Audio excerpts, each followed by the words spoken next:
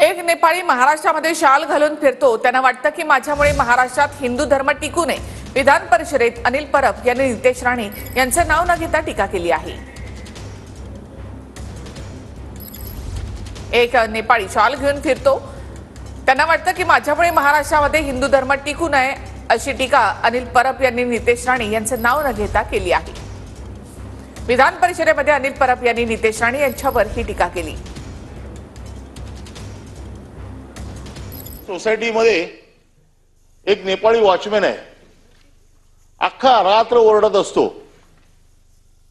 जागते रहो, आणि त्याला असं वाटतं की त्याच्यामुळे आम्ही सगळे सुरक्षित आहोत.